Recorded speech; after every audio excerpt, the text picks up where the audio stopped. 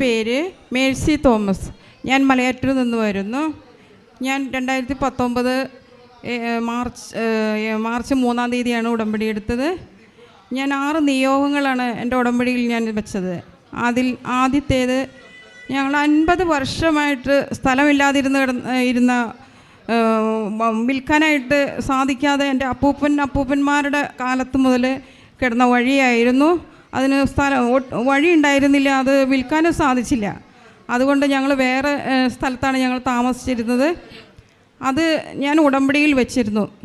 അത് വിൽക്കുകയാണെങ്കിൽ ഞാൻ അതിൻ്റെ ഒരു വീതം മാതാവിൻ്റെ കാൽക്കൽ സമർപ്പിക്കാമെന്ന് നിയോഗത്തിൽ എഴുതിയിരുന്നു. അതിൻ്റെ ഫലമായിട്ട് ഞാൻ ഉടമ്പടി എടുത്ത ഒരാഴ്ച കഴിഞ്ഞപ്പോൾ അവിടുത്തെ പഞ്ചായത്ത് മെമ്പർ എന്നോട് വിളിച്ച് പറയുകയും വഴിക്ക് അതിൽ അളന്നു പോകാനുള്ള മരങ്ങളെല്ലാം മാർക്ക് ചെയ്യാനായിട്ട് വരുന്നുണ്ട്, അതുകൊണ്ട് നിങ്ങൾ അവിടം വരെ വരണമെന്ന് പറഞ്ഞു. അങ്ങനെ ചെന്നു, അത് അളന്ന് കുറിച്ചൊക്കെ പോയി. ഒരു 2 ആഴ്ച കഴിഞ്ഞപ്പോൾ അതിൽ JCB വന്ന് 15-16 അടി വീതിയിലുള്ള വഴി, ഹൈവേ പോലെയുള്ള വഴി അതിൽ വരികയും ചെയ്തു. അതാണ് എൻ്റെ ആദ്യത്തെ നിയോഗം. രണ്ടാമത്തേത്, എൻ്റെ മോൾക്ക് +2 മാർക്ക് കുറവായിരുന്നു. 80% മാർക്ക് അവൾക്ക് ഉണ്ടായിരുന്നുള്ളൂ. അങ്ങനെ ഇരിക്കെ ഞാൻ ഉടമ്പടിയിൽ വെച്ചു എൻ്റെ മോൾക്ക് എവിടെയെങ്കിലും നല്ലൊരു അഡ്മിഷൻ കിട്ടാനായിട്ട്. നഴ്സിങ്ങിന് പോകാനായിരുന്നു അവൾക്ക് താല്പര്യം.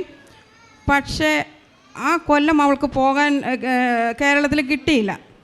അങ്ങനെ ഇരിക്കുമ്പോൾ ഞാൻ വീണ്ടും ഉടമ്പടി പുതുക്കിയപ്പോൾ അതിനകത്ത് നിയോഗം വെച്ചു.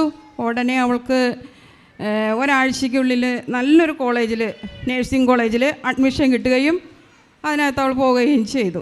മൂന്നാമതായിട്ട് എൻ്റെ മോൻ്റെ കാര്യമാണ്. മോൻ പുറത്ത് പോകാനായിട്ട് ഒരുപാട് ട്രൈ ചെയ്തു.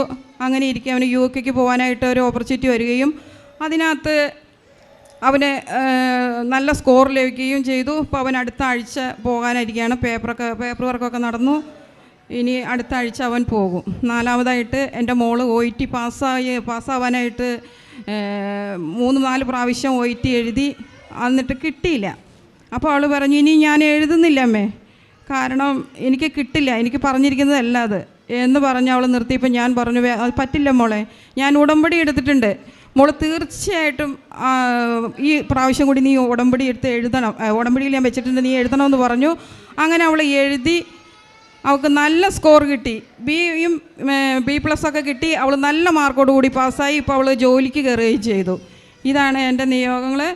എനിക്ക് ഇത്രയും അനുഗ്രഹങ്ങൾ തന്ന മാതാവിനും തിരുക്കുമാരനും കോടാനക്കോടി നന്ദി.